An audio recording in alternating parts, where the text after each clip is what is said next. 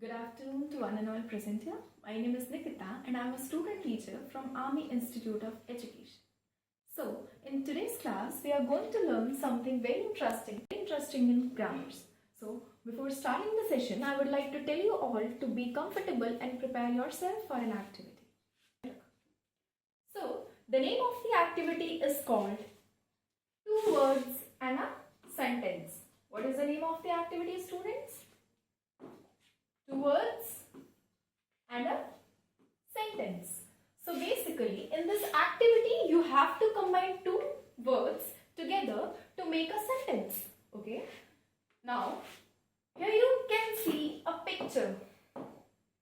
Here you can see a picture. Picture 1 and a picture 2. In picture 1, what can you observe? Can you tell me?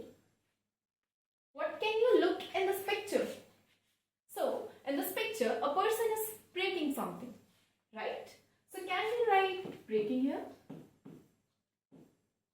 Can we write breaking here, students? Alright. Now, look at the picture 2. In picture 2, we can see a leg, right? We can see a leg. So, after combining this picture, both of these pictures, can we say break a leg? Can we write break a leg? Alright. Okay. Now move on to the next slide. Right. Okay. This is our second slide. What can you observe in this picture? Here, the first picture shows represent 2. What does it show? 2. And this is a symbol of peace. So can we write peace here? Yes. Okay. In the second picture, we can see a cake. This is a picture of a cake.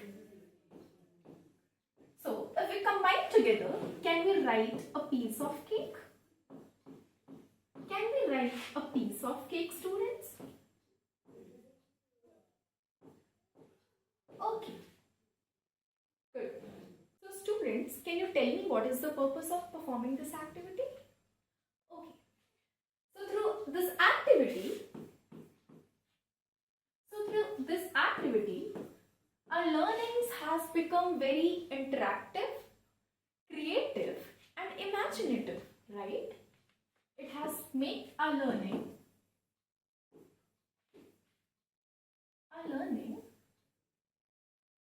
creative,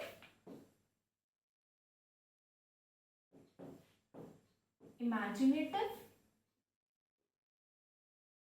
and more colorful.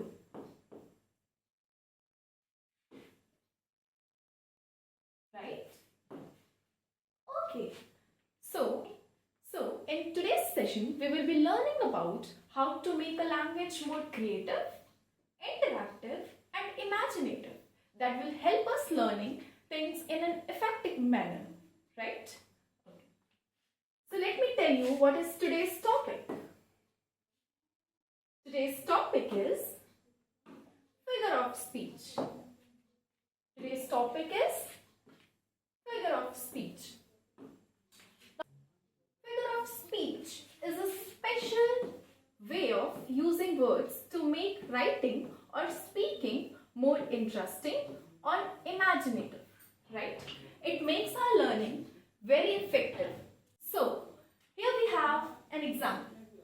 So, in a plain language or in a simple language, we can say he is a brave boy. Here we are saying he is a brave boy. But in a figurative language, we can say he is brave as lion. Here, we are comparing someone with a lion, right? So when I say lion, immediately you have that image in your head. You have that lion's image in your head, which makes the learning more memorable for a longer period of time. And which one sounds more exciting, students? The first one, where we haven't used any figure of speech, or the second one? The second one, right? Yes. Okay. So after knowing the definition of figure of speech. Now move ahead. What are the uses of it? Now we'll talk about the uses of figure of speeches, right? So figure of speech helps in creating vivid imagery in our head, right? It makes our writing, learning more memorable. We can learn things for a longer period of time, right? It adds emotions, feelings and actions to our learning, which is more impactful, right? And the fourth uses of figure of speech is it enhances our understanding. It actually helps in understanding things in a clearer way, right? Okay. So now let's move on to the next slide. Now we have types of figure of speech, students. Now we have types of figure of speech. Here we have the first type. Here we have the first type, which is simile. Okay. So what simile is actually? A simile is comparison between two things using the word like or as to show similarity between them, right? For example, she is as busy as B. So here we are comparing a busy person with a B, right? Here we are comparing busy with a B, right? With the help of the words like and as. Are you getting me? Okay. Now move on to the next type, right?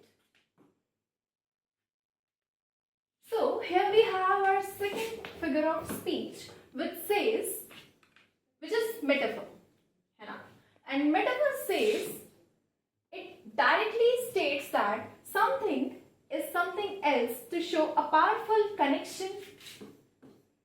Unlike similes, metaphors do not use. So basically, in metaphors, we do not compare things with the help of like and as. Metaphor are the comparison between two things, but here we don't use like or as, right? So here we have an example. Our example says, time is a thief, right? Here we are comparing time with a thief, right? And here we haven't used like or as to make the comparisons. Are you getting me? Now let's understand the difference between simile and metaphor, right? So as I told you, in simile we compare two things together with the help of like and as, whereas in metaphors we do not use like and as to compare two things. So this is the first comparison between these two, and simile is a literary device that involves the comparison of two different objects or actions, right? But in metaphor, it is also a literary device, which is where a word or a phrase is applied to an object or action to which it is not literally applicable. Okay? Simile make the explicit comparison, whereas metaphor make an implicit comparisons. Are you getting me? Right. Okay. So the third type of figure of speech today we are dealing with is our personification. Personification means giving human traits to things, right?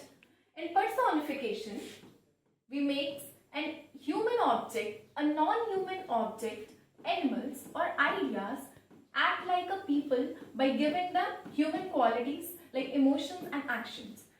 So basically in personification we give human emotions, feelings or actions to non-living things to make the learning more real, right? So, the example of personification is the sun smiled down on us. The sun smiled down on us. Okay. Now, move on to the next figure of speech today. Okay. Have you heard about the word exaggeration? Before starting the hyperbole, I would like to ask you, have you heard about the word exaggeration? Exactly. Exaggeration means to make things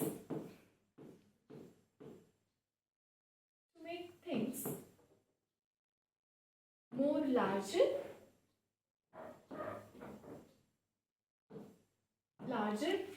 better, or worse than it actually is. So, hyperbole says that it is an extreme exaggeration used to emphasize a point or create humor. It never meant to be taken literally. Our last figure of speech for today is irony. Have you heard about irony, students? Okay, let's understand what irony is.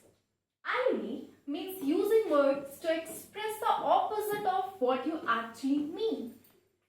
It means whatever you're saying that exact opposite of what the other person is doing. For example, if I say, this class is very quiet today, do I really try to say this class is quiet? No, student. I'm trying to say that this class is extremely noisy, right? This class is extremely noisy. You're making a lot of noise. Okay. So irony often has a humorous or critical tone to make listener think about the real meaning behind the words. Okay, now let's summarize whatever we have learned today. First, we performed an activity through which we understand the importance of figure of speech in our learnings, in our language, right? After that, we saw why we use figure of speech, right? Then we move ahead to the types. The first type we learned today is simile, right? Then we learn about metaphor, right? We understand the difference between simile and a metaphor, okay? Wherein, like in simile, we use like or as together to compare things, but in metaphor, we do not use it, right? Then we move on to the concept of personification, where we give human feelings, emotions to non-living things, right? In hyperbole, we saw that we exaggerate things.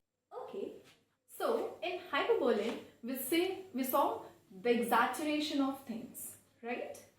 And the last type of figure of speech we are dealing with today is irony. And irony is exact opposite of what we are trying to say. So students, this is all for today's class.